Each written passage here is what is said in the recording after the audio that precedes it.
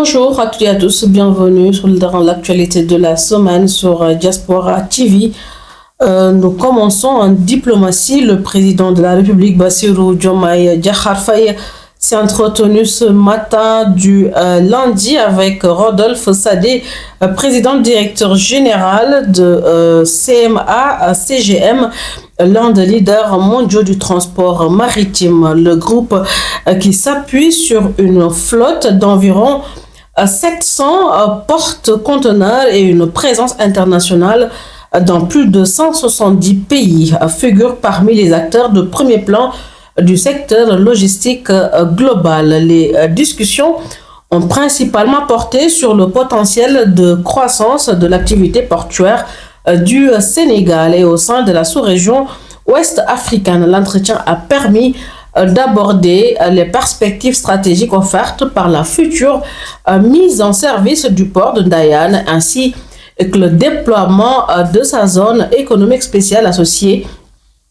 L'objectif affiché aussi après cette entrevue de ces projets est de générer durablement de l'activité économique, des emplois et des recettes pour l'économie nationale. À l'issue de cette rencontre, le groupe CMA-CGM a réaffirmé sa volonté d'accompagner le Sénégal dans cette nouvelle trajectoire de développement et de renforcer son ancrage dans les projets d'infrastructure maritime du pays.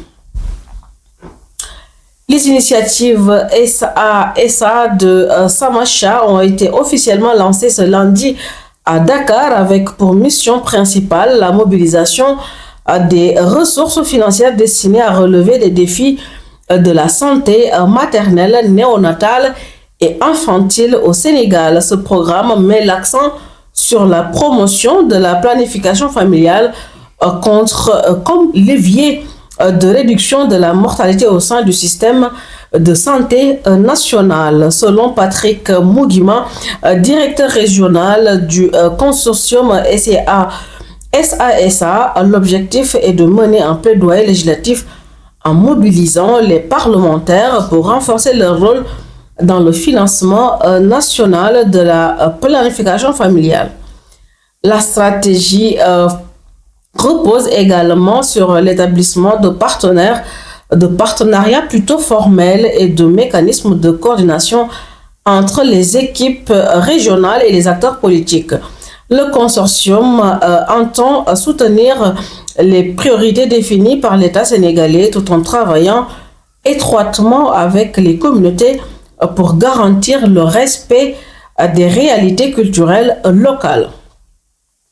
Le conseiller technique du ministre chargé de la coopération, Cheikh Tidiane Gueye, a souligné le progrès notable enregistré par le Sénégal. Le taux de mortalité maternelle est ainsi passé de 510 à environ 150 décès pour 1000 assistances. Pour 1000 naissances vivantes. Malgré cette réduction significative, les autorités estiment que les efforts doivent être intensifiés, notamment par l'augmentation du budget de santé, la disponibilité de personnel qualifié et l'amélioration de l'accès aux équipements pour mieux protéger les mamans. Nous parlons à présent sport dans l'actualité de la semaine. Navetan, dopage, sanctions, professionnalisation, tout ce qu'il faut savoir sur le nouveau code du sport. L'Assemblée nationale s'est penchée plutôt lundi dernier 11 mai sur l'examen du projet de la loi numéro 06/2026 portant code du sport au ministère de la Jeunesse et des Sports.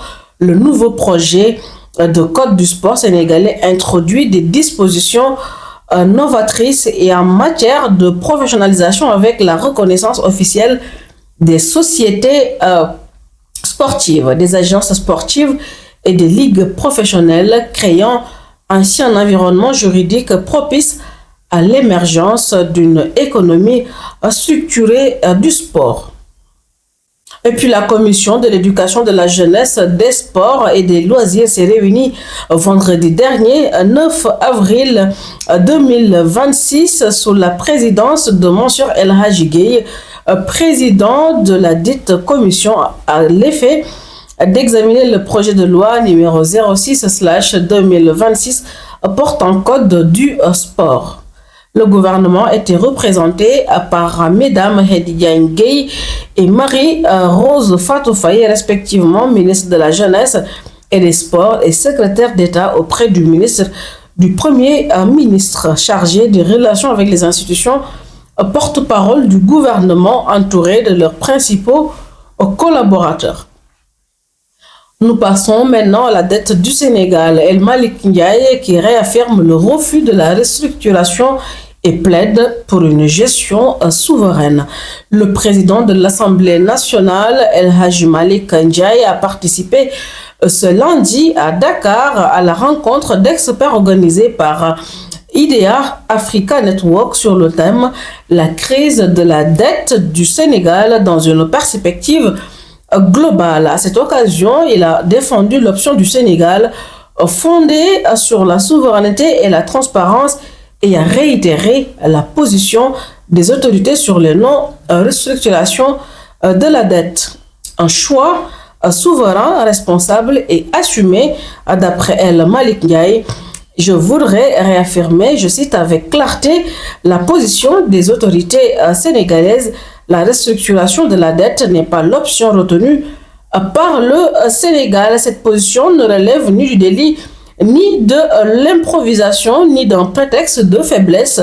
Elle procède d'un choix souverain, responsable et assumé, celui de préserver la signature du Sénégal, d'honorer nos engagements, de poursuivre le dialogue avec nos partenaires et de mettre en œuvre une stratégie alternative fondée sur la discipline budgétaire, la réduction active de la dette et de la mobilisation accrue de nos ressources propres, a-t-il déclaré. Fin de citation. El Malick Ndiaye a également salué la nouvelle stratégie sénégalaise de gestion à moyen terme de la dette.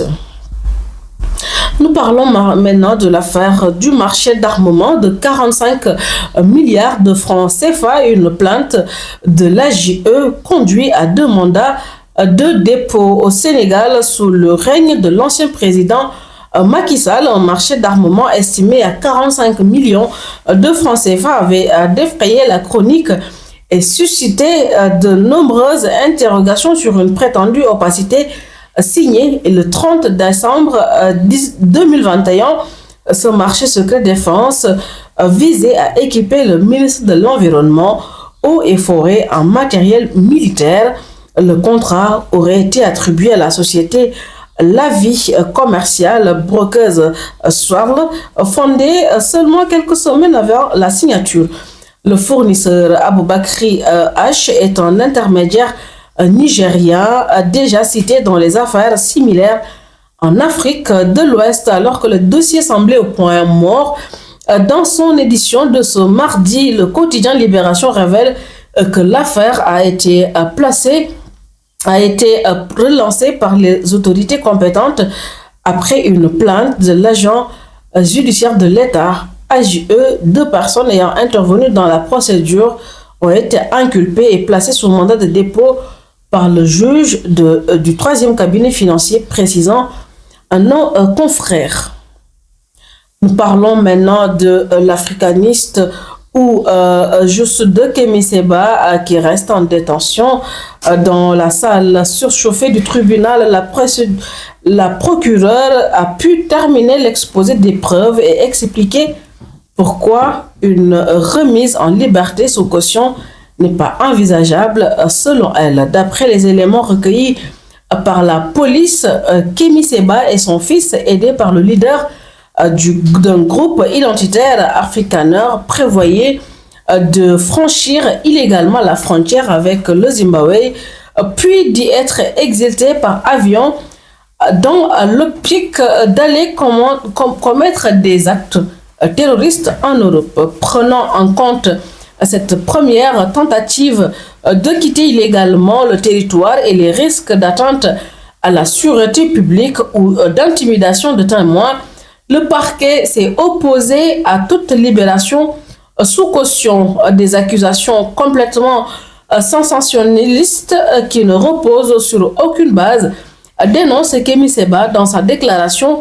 sous serment lue par son avocat. Il a par ailleurs précisé que si lui et son fils étaient remis en liberté, l'ambassade du Niger s'engageait à leur fournir un logement en Afrique du Sud. Les deux hommes ont en outre déposé sur place une demande d'asile le 28 avril dernier, affirmant que leur vie serait en danger s'ils étaient envoyés vers le Bénin. Dans sa déclaration sous serment, Kémi Séba a également déclaré ne pas avoir remis les pieds au Bénin depuis mai 2024. Et puis, des accusations à l'Ageroute Abdoumbo qui réclame la tête du DG et des poursuites judiciaires si les faits sont avérés. Le député Abdoumbo s'est exprimé sur les accusations portées par le directeur des ressources humaines de l'Ageroute qui a dénoncé des violations flagrantes des textes réglementaires imputés à son directeur général. Selon le parlementaire, si ces allégations s'avèrent vraies, l'actuel DG de l'agence doit être relevé de ses fonctions et traduit devant la justice. Membre de l'Alliance pour la République APR, Abdoumbo a profité de cette occasion pour critiquer le régime actuel. Il a également dénoncé des piratages qui ont récemment touché plusieurs administrations, notamment le Trésor, les impôts et domaines, ainsi que la direction de l'autonomisation du fichier. Et je cite, nous pensions avoir tout vu, mais le PASTEF circuit et en représentation permanente et fait de notre pays et de son administration un grand cirque allergique à l'application des textes lors d'une conférence de presse aussi surréaliste que lunaire. Le directeur des ressources humaines de l'Ageroute, Cheikh Ahmed Tidiane Thiam, a pris la parole publiquement devant la presse pour dénoncer des dérives managériales de violations flagrantes des textes réglementaires sous la direction de Moustapha Fall, nommé directeur général le 18 décembre dernier. Et puis à Dakar, ouverture lundi de la 32e Assemblée régionale Afrique de la francophonie. La capitale sénégalaise s'apprête à accueillir du 18 au 20 mai la 32e Assemblée régionale Afrique de l'Assemblée parlementaire de la francophonie APF. Pendant 3 jours, les chefs de parlement et représentants des sections africaines se réuniront à l'hôtel King Fahd Palace pour débattre des enjeux majeurs qui secouent le continent. L'annonce a été faite jeudi dernier par la direction de la communication de l'Assemblée nationale du Sénégal. Cette rencontre internationale de haut niveau servira de plateforme parlementaire pour plancher les défis politiques, diplomatiques, sécuritaires et économiques auxquels font face l'Afrique et l'espace francophone. Au cœur des échanges figureront les crises internationales actuelles et les défis liés à la souveraineté africaine ainsi que les tensions du Moyen-Orient et au Proche-Orient. Les participants analyseront ces dossiers dans un contexte mondial caractérisé par de profondes mutations géopolitiques. Nous retournons en diplomatie avec le Khalif général des Tidjanes qui a soutenu la candidature de Macky Sall au secrétaire général de l'ONU. Le Khalif général des Tidjanes, Serigne Babacar Sy Mansour, a officiellement apporté son soutien à la candidature de l'ancien président Macky Sall pour le poste de secrétaire général des Nations Unies, recevant ce jeudi une délégation de la Convergence citoyenne. Le patriarche de Tivaouane a salué les qualités d'homme d'État de l'ancien dirigeant sénégalais. La délégation conduite par le coordonnateur Babacar Gaye s'est rendue dans la cité religieuse dans le cadre d'une tournée nationale de mobilisation. Cette initiative vise à recueillir l'onction des autorités religieuses et coutumières pour porter la candidature de l'ancien chef de l'État sur la scène internationale. Prévention des inondations, Cheikh Tidiane Dièye en tournée à Touba pour le suivi des chantiers structurants. Après Dakar, le ministre de l'Hydraulique et de l'Assainissement, Cheikh Tidiane Dièye, a poursuivi jeudi dernier sa tournée nationale de suivi des opérations de prévention des inondations avec une première étape à Touba. Cette visite de terrain a permis au ministre de s'enquérir de l'état d'avancement de plusieurs chantiers structurants engagés dans le cadre du drainage des eaux pluviales de la ville sainte et de l'amélioration durable de la gestion des eaux. À Kausara, les équipes techniques ont présenté les travaux en cours dans les secteurs de Kausara, Feto, Daru, Hadjim avant des échanges avec les populations, les autorités locales et les acteurs communautaires sur les délais liés aux inondations et les solutions mises en œuvre.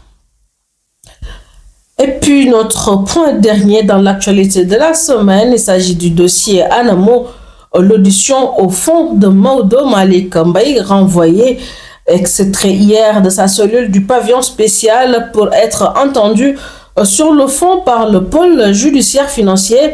L'ancien directeur général de l'Agence nationale de la maison de l'outil Anamo, Maodo Malick Mbaye, n'a finalement pas été auditionné.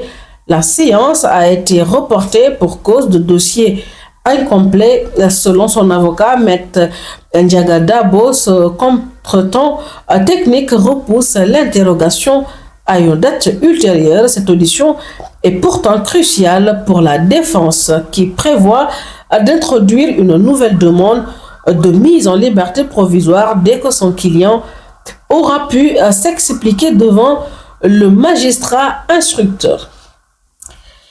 Et c'en est tout pour aujourd'hui, pour l'actualité de la semaine. Nous vous donnons rendez-vous la semaine prochaine encore pour rek ñu dal di seggaat xibaar yi gën a fës ci ayu bés bi ñu nekk. Bokkoon na ci nag fële ca Falémé ñi nga xam ne moom la ñuy woowee Garci 2 dañu yàq ay engins yu am solo foofee ca jëm rek ci wàllu exploitation minière bu illégale. Bokkoon na ci dossier ci actualité de la semaine dossier Anamo bi nga xam ne nag moo keppoon ki la di Maodo Malick Mbaye gannaaw ba mu taxawee ca kanamu juge ba dañoo dàq li nga xam ne nag mooy teewlu bi ñu waroon amal ci moom ba beneen date incha allah. Ki la di nag Cheikh Tidiane Dièye moom nag mi nga xam moom la ñu dénk lépp rek loo xam ne dem na ci wàllu hydraulique ak assainissement, dem na ca diwaanu Touba ngir rek xool wala nemmeeku fi travaux yi tollu jëm rek ci wàllu ñoŋal dëkkuwaay yi ña fa féete par rapport ak nawet bi ñu dëgmal. Ki la di Serigne Babacar Sy Mansour di patriarche bu Tivaouane fës na ci réseaux sociaux yi gannaaw nag ab doxantu nemmeeku bi ñi nga xam ne nag ñoo ŋànk cellule bi fas yéene accompagner Macky Sall ci candidature ba ca ONU. Moom xalifa bu Tivaouane joxe na kàddoom ne mu ngi jàpp wala sax nangul nag li di Macky Sall nekkoon fi njiitu réew bokk ba mu fas yéene bokk ca jongante ba ca poste secrétaire général ca Nations Unies. Coow la ca Ageroute, Abdou Mbow di ab député bu ñu ràññee ca pencu ndawu réew ma yëkkati na ci ay kàddu yu am solo. Mu ngi ci yéenekaay yi nga xam ne nag gis nañu leen ci ayu bés bi. Kémi Séba mi nekk ba tey rek ci ay loxo yoon gannaaw ba ñu ko tuumaal bañ ko joxoñ ay baaraamu tuuma jëm ci ay acte terroriste yu mu fas yéene woon amal ca biti réew.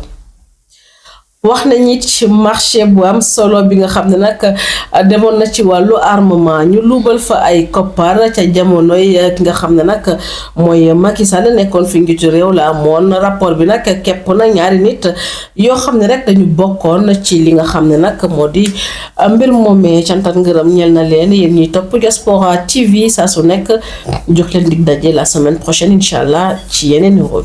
Jërë ngeen jëf.